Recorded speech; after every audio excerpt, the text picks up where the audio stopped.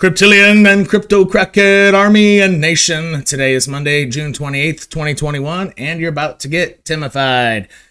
This video will cover Bitcoin, Ethereum, and alts, the general market health of alts, not necessarily diving into one for a long-term analysis. Starting off with Bitcoin, the three major areas that I would pay close attention to without drawing in EMAs quite yet, besides this one here that you see drawn in. That EMA is the weekly 55. However, these are the three levels we got. I have the bi-weekly chart on, and I think I do. Yes, I have the bi-weekly chart on, and this pink line right here is upper resistance that has been a major area, a major contender. So you can see that the bi-weekly candles are all closing at the same area.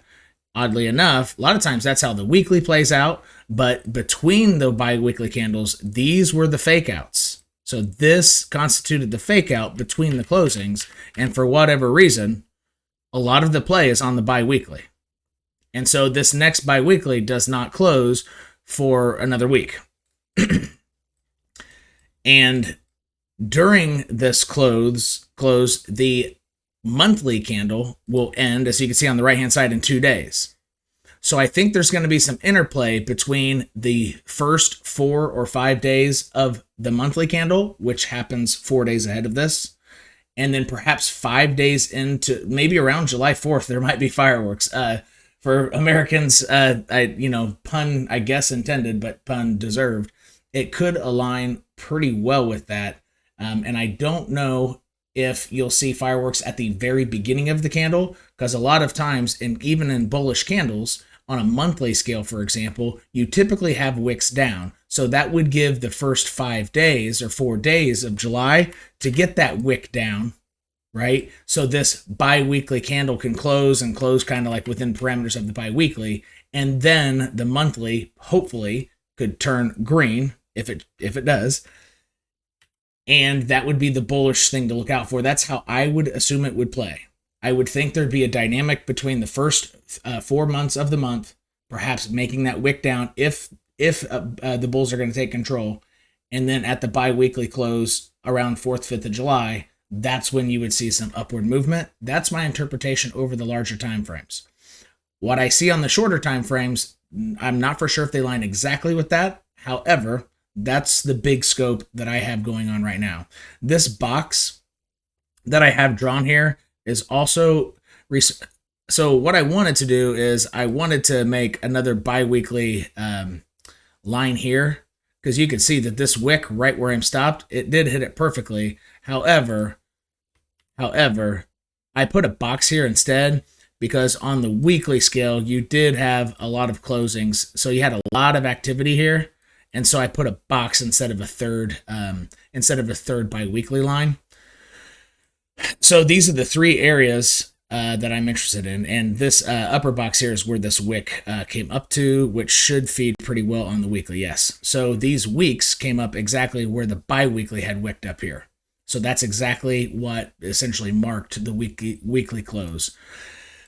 So I put it still as a bi-weekly close because that's where that wick came up, which kind of determined where the wicks were going to stop. So that's what we have going on. Now, so if you were to draw these lines on your chart, these are the levels to be breaking, and it's probably going to find a lot of resistance up here as well, around 40. Sometimes Bitcoin can really impress you and just flies right through.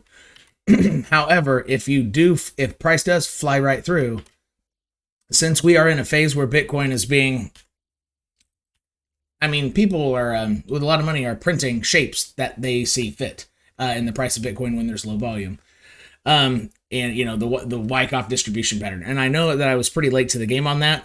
However, what I'm saying here is the Wyckoff accumulation schematics are simply a bunch of fake outs. Everything is meant to be fake out, fake out, fake out, fake out, fake out, fake out, fake out for as long as is humanly possible.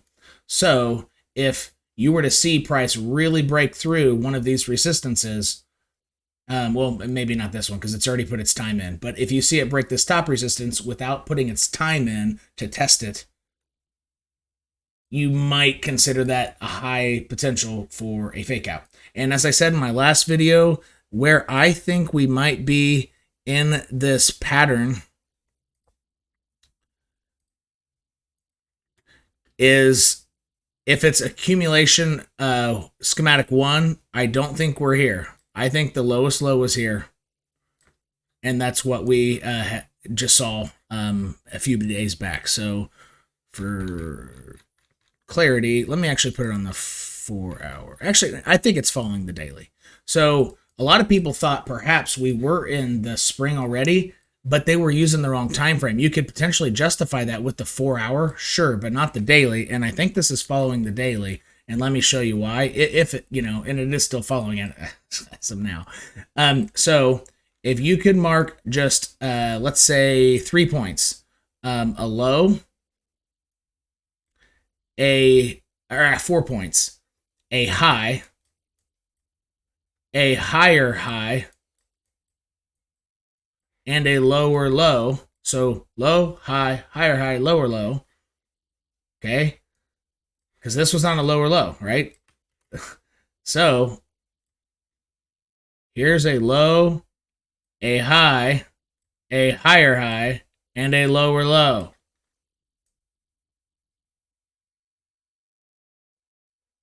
And between the high and higher high, there was a bump.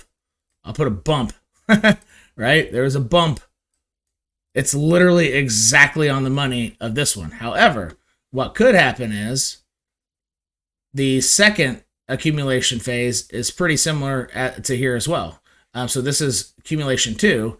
And after this lower low that right here that we've already printed on Bitcoin, there are no lower lows. It's literally just rejection, filling out a range, and this could happen till September. And then October, perhaps floating around high 40s, low 50s, and then testing all-time highs and then breaking out. So Bitcoin actually has followed both to a T. However, it is yet to determine if Bitcoin will peter out and make an ultimate low, which could be pretty far down there, but my guess would be between 23 and 26K. Or if it's going to be this pattern, or if Bitcoin is not going to follow this anymore. So there might be a point in time that the folks, you know, whose computers are essentially printing this by market buying and market selling, keep it in a pattern, they might just stop. And you won't know when that happens, right? Until the charts tell you. But it might take a while because natural price action actually sometimes looks like this. There aren't a lot of fake outs here. Sometimes the actual patterns of Bitcoin look pretty choppy just like that, but not so fake outy every direction all the time. That doesn't happen as much. So there are lots of things to look out for. We also have to look out for when does this stuff stop. But as of now, both of those patterns have been printed to a T perfectly, and we will know soon enough whether or not it'll continue with a lower low, rocking out a very tight range, which I would guess would be somewhere around 36, maybe 34 to 38. I guess you would have a 4K range, which would be equivalent to this Wyckoff distribution too. If it were to keep playing out, I would say it'd be somewhere near the middle, as this over here is somewhere lower than the highest high and definitely higher than the first low. So it's somewhere in the middle there, right? So you can do it on Bitcoin, okay, above that, but under that. So right here to here maybe. And that's 34 to 30, yeah, 34 to 37 or so. So there's a lot to look out for, and there's a lot to be cautious of. Because again, if you are trading with leverage, even though it's probably not a great time to be doing that, most of these moves have been fake outs, okay? That's all this is. Now, in the short term though, it looks like what Bitcoin might want to do, and you'll know if this will happen or not, but the 4-hour Stokes have a pretty nice trend line to where when price needs to take a breather before pushing up, you can see Stokes clearly stop there, and then they turn back up, and then you make a higher local high, which would be higher than this. So it'd be turning down and then turn back up, potentially breaking this, as if the 4-hour Stokes get to that trend line, and you can draw it yourself. Just zoom out on the 4-hour and look where all these little, just look like all that, even resistance from the bottom. It didn't hit the trend line here perfectly. It kind of filled out the trend line, but you got a lot of resistance and support around that line, right? So if you see, and you might actually just draw a box instead. That might be better. So draw a box. But if you see Bitcoin's 4-hour Stokes get below this box without turning it back up about right there, yeah, I guess you would have to draw a box because you got a lower band of support down here. So if you see that happening, then whichever higher low that it might be forming, that would indicate that higher low might not stick. And it might take a swipe down to, the same low or this low if this can't hold that box. If the Stokes cannot hold in that box, that means you're not going to keep this higher low that you're forming somewhere over here. So it looks like it's trying to form a higher low. So one low, higher low, higher low, higher low. And the way you're going to know if this last one is going to stick is if these 4-hour Stokes stay in or break through. And most of the YouTube and Patreon community knows my rule about the 4-hour RSI. So 4-hour RSI is at a crucial step right now.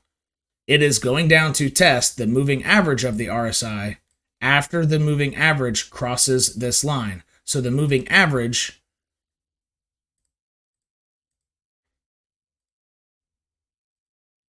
is that, and the RSI is the green stuff. So when the green gets high enough to pull up the white line, and the white line gets above this horizontal line here, which is kind of like a neutral zone. It gets above the neutral zone, or into the neutral zone, actually, out of the bearish and into the neutral. RSI has a habit of coming down to test it, and in a healthy move, you will see that although sometimes it will wick below it, but the next tick will be up. And if the move's going to flounder and it's going to break down, it won't tick back up after hitting that line. It's really crucial. And sometimes the biggest failures and runs happen when the RSI actually goes too high and doesn't allow the white line to catch up. And then when it does recheck it, it just falls right through and it can't support it, similar to how it did here. So this is a very healthy way. Actually, this is a very healthy way for it to approach it, and I like that. This often plays out pretty well, but sometimes when in this posturing, it does just go like this as well. Like it did here. So here was an okay posturing, but it never came down to check it. I didn't like that. I wanted to actually hit that line. Especially if you're trying to crawl out of something bearish, right? I want the full retest. And you can see here, this full retest, even though it did tick up, it ended up failing. This typically doesn't happen. If it can do this and tick up, the move often continues. However, as you can see, what I said I don't like about when RSI gets too hot too fast and doesn't allow this to catch up, the RSI went above it too fast, and then when it came down to check it, it was too big of a fall and it crashed through. So this posturing actually was a little too aggressive, and a lot of those do fall through. But oddly, it did have a successful recheck. But I don't like it when it takes off like that. I like a slow, nice posturing up, similar to this. But if it were to keep going and the white line would finally get above, that's the type of posturing I like to see. This posturing is usually kind of okay, but it never fully rechecked it, so I didn't like that. But I do like this if it comes down to touch this line. So the 4-hour Stokes that I was talking about earlier should align almost perfectly when they're in that box. The RSI should be hitting that line exactly. And so since RSI is more finicky and it moves faster, you will see the Stokes, on the other chart here, the Stokes that go like this, you'll see Stokes come down and curl back up within that box that I drew. Exactly as this is hitting, the green is hitting the white line. And if they curl up, that means the next tick of this RSI on the 4-hour candle should go up. So all of these things should align together and give you clues whether or not this low that it's forming right now is going to stick or if it's not going to stick. So it's trying to form a series of higher lows, which if you pull over the Wyckoff stuff, that's kind of what it insinuates is going to happen. But like these are like mini ones, though. I don't think we're doing quite like that because I believe this is going on the daily scale. So I'd have to switch to the day.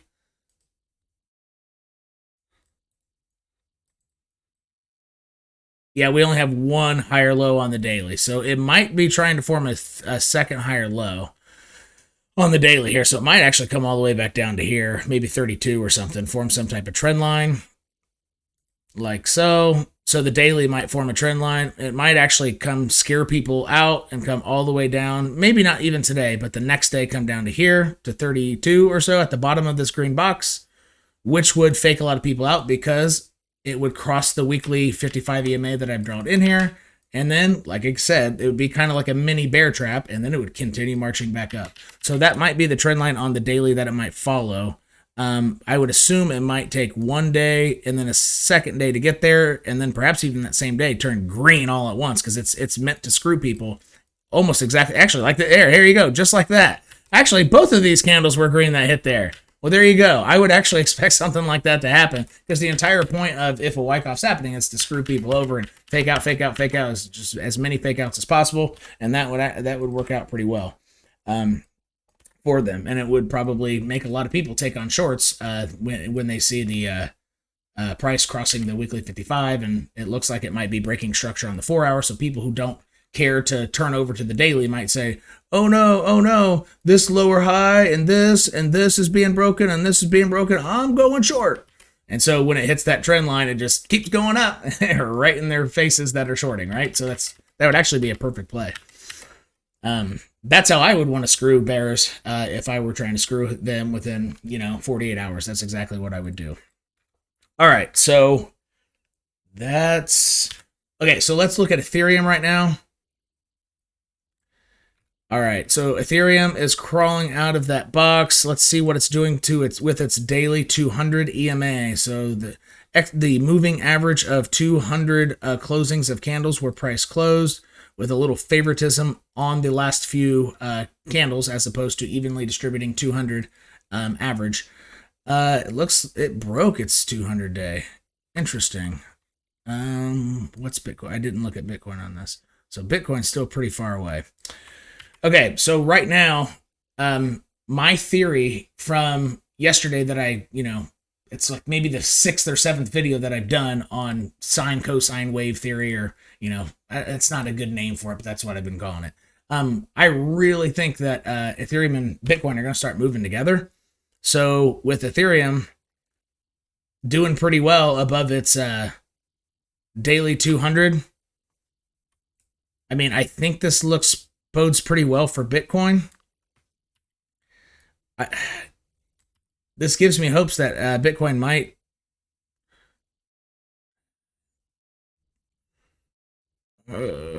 see, the problem here is that if this is going to keep following Wyckoff, that means Ethereum and Bitcoin won't be able to move together because the Wyckoff does not have Bitcoin coming up above here for quite some time in either schematic, 1 or 2. So that's something to pay attention to. I'm really thinking they could move together. However, Wyckoff, if it stays playing out, as of now, that means they're not moving together because Ethereum is above its 200 EMA. But that gives me hope. So I like seeing this with Ethereum, that it breaks right back above its daily 200 EMA right before this nasty cross of the day. Let's actually take this off. And so it's kind of like a squeeze, right? Even though price technically didn't get fully squeezed, it squeezed below it right here. But the 10 squeezing price down to the 200 and squeezed it below. And actually it's breaking that squeeze play, which I really like seeing. And let's take a look at this historically, how that plays out on Ethereum. So let's go to a cleaner chart.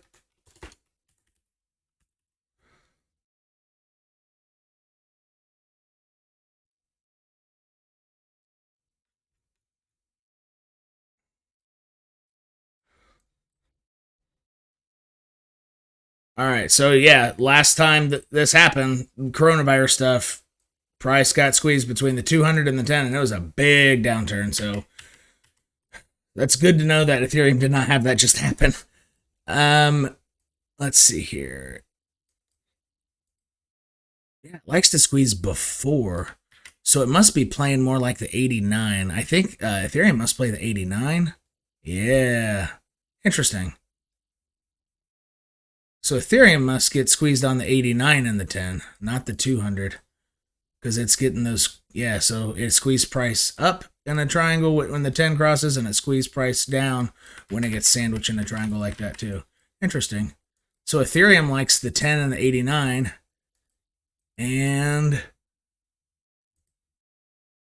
but here it played the 200, probably because Bitcoin was playing the 200. Huh. So it definitely did play the 200 here, but historically, Ethereum likes to play.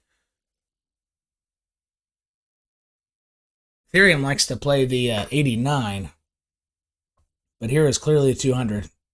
Interesting. Okay. Yeah, and it's breaking right back above. Interesting. So Ethereum's looking pretty good. This is a great reaction, and clearly when Bitcoin fell below its daily 200, a lot of the reasons why I was really confident that this right here was going to be a higher low is I thought this was one test. Okay, you didn't pass it on first try. I actually would have planned on shorting it had I been on my computer. I thought it was going to make a higher low and then charge through it, at least try, and then perhaps come back lower. But so you can see how good of a reaction Ethereum just got. It went below, and it's on its first pass up, it broke back above. So that's actually pretty good. That's showing some good strength in Ethereum right now. Now, can it maintain that? And ultimately, it just, it forms a lower high and then comes back down and then gets stuck under its daily 200? Absolutely, that could happen as well. So that's something to watch out for. However, I would, in the meantime, I think Ethereum might have a decent amount of hope to get above that line right there and bust out of this triangle and then rest above it, perhaps. But I would definitely watch out for this higher low forming, and you have the daily 89 right there, and that could act as its resistance. See this purple line? Let me zoom in. So if you're trading on Ethereum, I would watch out or potentially be interested in taking a short around the daily 89. Because the strength that's showing here could be false strength, and it just needs one more lower high before then it gets stuck under with Bitcoin, and then they both pull out together. I really don't know. All right, so Bitcoin dominance last week. On average, Bitcoin outperformed altcoins. So last week was a nice girthy green candle here, 8%. So it's the first, it's within the first 24 hours of this week. So what's happening here could literally just be a wick to a green candle, because it has like 90% of the week left, roughly, or 85% of the week left. And Bitcoin did just close above its weekly 10, which oftentimes you would get continuation after that on a weekly candle closing. Kind of like it did here. Yeah. So what might be happening is Bitcoin's been under its weekly 10. And let me get rid of all this crap. So this is Bitcoin dominance chart. So Bitcoin being held down, retesting its daily 10, its weekly 10. Once you got a candle closing fully above, you had a nice move thereafter. See the charge of that move, and it happened, and it coincided perfectly with the first closing fully above the red line, and then bam, bam, bam. Then people got more and more confident in Bitcoin. I really would assume that would happen again. Unless, no, I would assume that would happen again. So, which would mean Bitcoin might actually charge up here and follow Ethereum. Yeah, there's a lot of stuff in play. However, if the Wyckoff stuff is going to continue, of course, Bitcoin dominance will not do what would be more natural in a mass psychology market, because this is not mass psychology. This is the psychology of 15 to 30,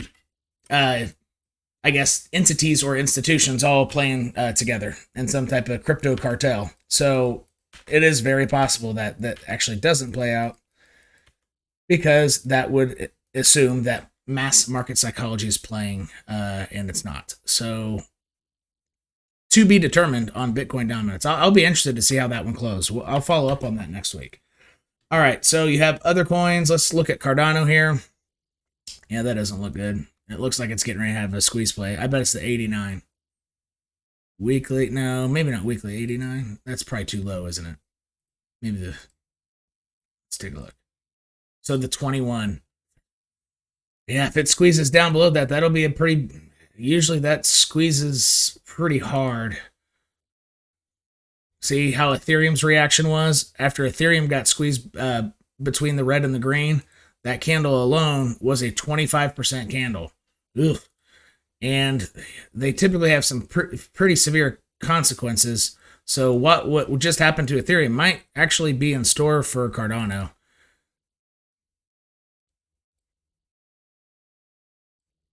Or maybe Cardano just moved with Ethereum, but I just don't think so. I think it'll come down here again.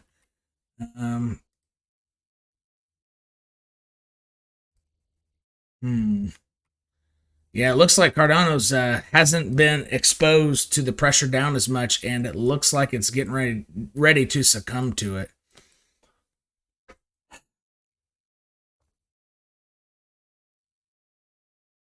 Let's see how this has played out in the past. So you got a pretty clear squeeze up between those two after 100 plus days of consolidation.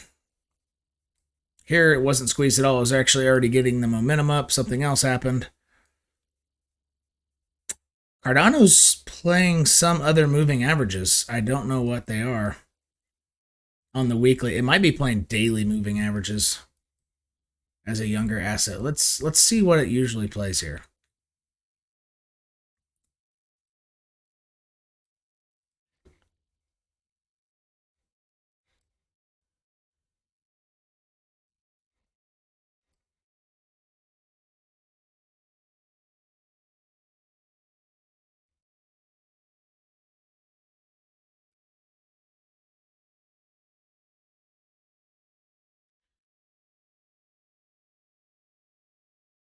Cardano just moves a lot differently. Yeah, I can't sit here and figure it out on the fly. It's kind of interesting to know, though. Cardano's behavior historically is a little bit different than the charts I have studied the most, like Bitcoin and Ethereum. Huh. Yeah, I couldn't figure it, but it's following something more closely. I just don't. It might be some odd EMA, like it might be. Honestly, it might be simple moving averages. That might be it. Hold on, let's take a look. Let's go. Let's just throw them all on. Go back to the week.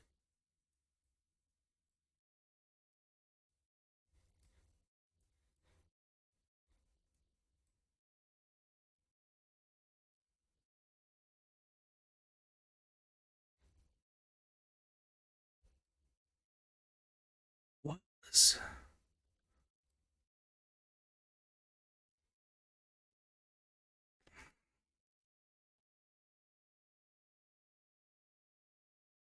Yeah, I can't figure it out. Cardano just moves. I don't know, it's a different animal here. Cardano's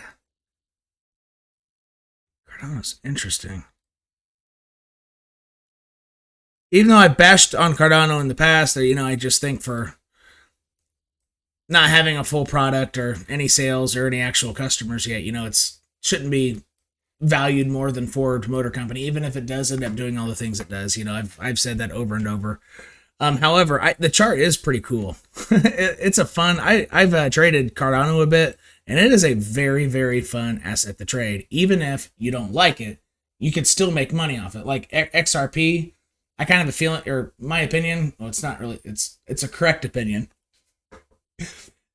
My opinion with XRP is it's very anti-Bitcoin, and I'm not a big fan of that. However, hell yeah, if I can make money from XRP, I'm going to do it, right? If I have reason to believe it's going to have a screamer, I will buy it. I don't care if I don't like it. I like gains, so I would buy that, right? So don't be scared to buy something you don't like. But anyway,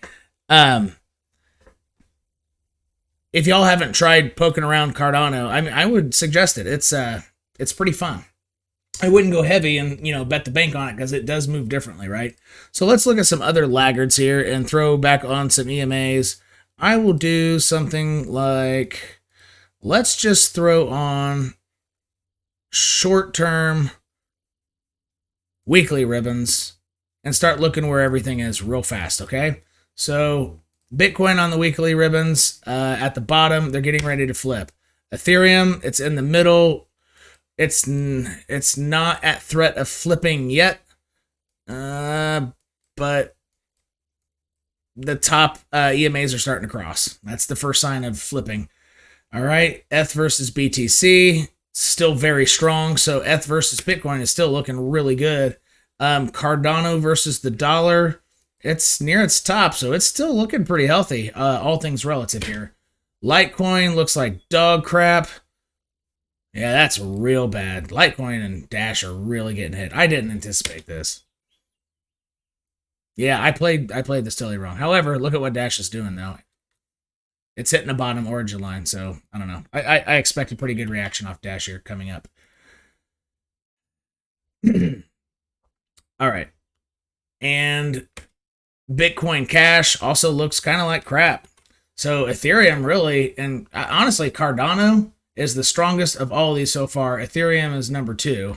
Let's go take a look at Dogecoin. It's probably stronger than everything. It's right up there with actually Cardano might be a little stronger because you might have you have those crossing, and so the top, see, these top 2 are crossing. Cardano, oh, they're at the same phase. So yellow line there with 1 cross and yellow, so they're exactly the same. So Cardano and Dogecoin's posturing are exactly the same. That's kind of interesting. VeChain all the way below its ribbons, short-term weekly ribbons, and it's getting ready to cross down. Let's look at some of the small alts our community has followed over time. Start off with BPRO probably. So relative to its short-term ribbons, it looks kind of like Litecoin and Dash and Bitcoin Cash. The ribbons are just now flipping, and it's, kind of hovering below the ribbons, right? So if I went back to Litecoin, BPRO is like just as healthy as Litecoin, all things considered. That's why I stared at everybody, said, take profits, take profits. It can crash down to a penny, even though it sure as hell went a lot farther. But the only other time that I said would be a potential good opportunity to buy BPRO was at 1.6 to 1.9 cents. And I don't feel bad about that, because at the time, it was a strategically good time to get it.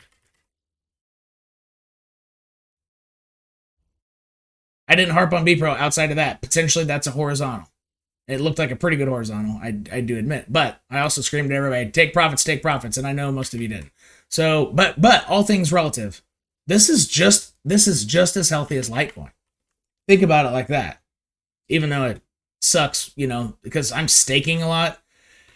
I would have been better off had I, at this point though, had I sold and held Tether or something. But you can't know that, right? So I decided to stake maybe 20% or so of my BPRO. All right, so let's look at some others here. VIA. See, same posturing as Litecoin and BPRO. So BPRO is really not that bad off, folks. I might do a separate video on that. XPR, similar posturing. So a lot of these are coming in at really similar posturings. BPRO versus Bitcoin is actually looking pretty decent. Bolt versus the dollar, same exact posturing. Co-vesting, way stronger posturing. Hell, it's ready to flip up. Right? So this whole bull run, it didn't even get a flip. It's at risk of flipping it up. I think OLT is too. So just flip down. This is all the same posturing. It's pretty wild here. Yeah, so I'll just let's look at Trias versus Bitcoin. It's a little too young to see this, but you can see they're all flipping. It's the same posturing. So I might do an altcoin video with a little bit more analysis on these, but I wanted to give you the a quick altcoin scan through, so you can see that even though a lot of these altcoins have fallen, you know, like crazy, but their posturings are just like this. They're exactly the same. Fresh cross, hovering below the ribbons. So their overall health, I mean, it's still not that bad right now. It could be a hell of a lot worse, I'll tell you that. But all things considered, the shape and the formation of the weekly candles relative to previous weeks, it's on par with Litecoin almost across the board. And a few of them, like maybe OLT versus Bitcoin, it is getting ready to flip it up. Like I like the looks of this. I really do. I think there's going to be a continuation on this. And what was the other one? Co-vesting? I bet these two get continuation. Yeah, it's already tried 3 times to flip it. 1 try, 2 try. I don't know. I think it's going to muster up the gumption to flip it on this and maybe ignore a downtrend for a bit. I could be sadly mistaken. You know, just gets beaten down, but it really looks like it wants to. OLT too. It looks like it's going to get continuation off of trying to flip, because the whole bull run, it never flipped it. See how it's red the whole time? And it tried here and it failed. And it came down, trying again, failed, came down. It looks like it's going to try. Yeah, it might just print a few green candles and get up to here is what I would bet. It might take a month, but it looks like that's what it's going to do. Interesting. So there are a couple of coins that were weak throughout the bull run, never flipped, but right now those are the 2 strongest ones, oddly enough. Look at West. West is just, it's like Bitcoin Cash, a little bit healthier than Litecoin. So that's what we got. That's my analysis of today. I did an old school analysis. I mixed Bitcoin and Ethereum with all the other alts. I might not follow up with an altcoin video because that's good enough. They're all looking the same with just a few exceptions. So as a recap for Bitcoin, most of these moves are fake outs. So just know that if you are somebody looking to take on shorts and you get that threshold of, hey, it broke that line, like this means it's fallen, it's very likely that Wyckoff pattern is meaning for you to think that, and that's exactly when it's going to head back up. And if you study the chart, you'll see, if you try to like put it on this chart, you'll see that that's exactly what it's doing. And it's going to do that with the weekly 55 and all of this area down here. Like that would be its zone that it's going to place a bear trap and then go up, perhaps on that same daily candle. If you're bullish, on the other hand, the same thing would apply. If you're looking to take on longs,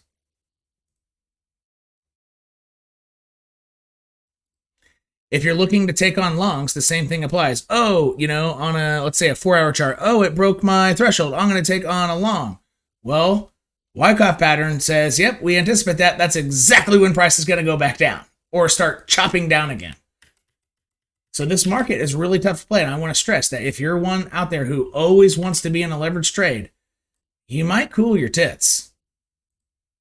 I sure as hell am. And since I've already told this to my Patreon community, I think last week or the week before, I will tell you the moment where I personally would be interested in considering trying it again.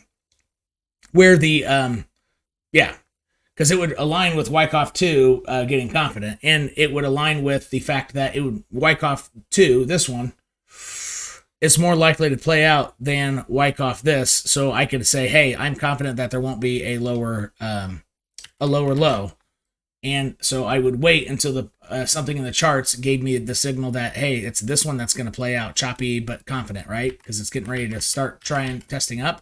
Here's what I want to see. Assuming it's going to follow that. But even if it's not following that, this is still the same thing I'd want to see, but it happens to align with Wyckoff 2, and being able to determine the likelihood of Wyckoff 2 is much more than Wyckoff 1, and here's what it is. I want to see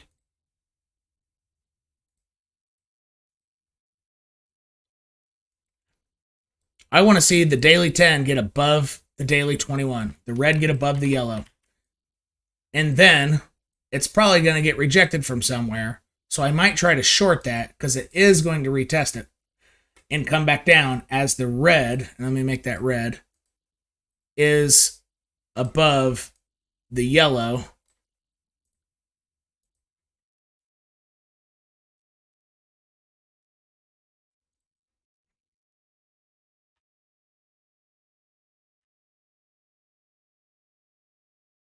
All right. So what price might do here, what I am looking for is a little bit of confidence,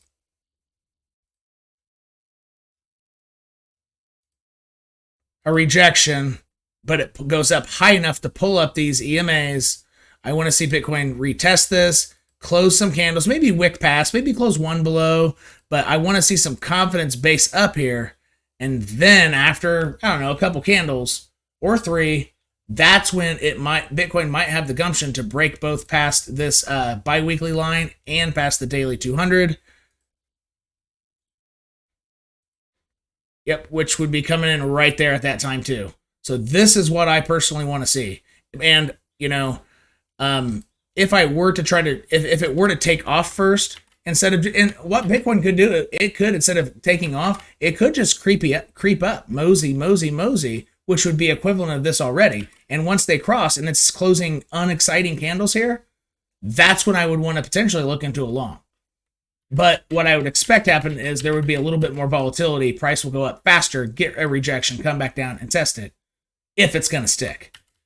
And that would tell me, or the moseying would tell me as well, if it moseys up and gets the red above the yellow and closes multiple candles. So, but both the mosey and right here in the other case, that would tell me that Wyckoff accumulation number 2 is more likely, and that's when I would be interested in potentially trying to set in a long position, potentially. But if it does do this Wyckoff crap, look, even in that case, it would still just be a bunch of this bullshit. And you know, unless you're just like looking for like 1% and 3% moves, which is fine, you know, you can trade like that, then it's not going to be quite as exciting. And you have to be in and out of your trades very quickly, right? So that's my recap. That's what I'm personally looking for before I get back in actively trading. And we'll see you next time. You just got Timified.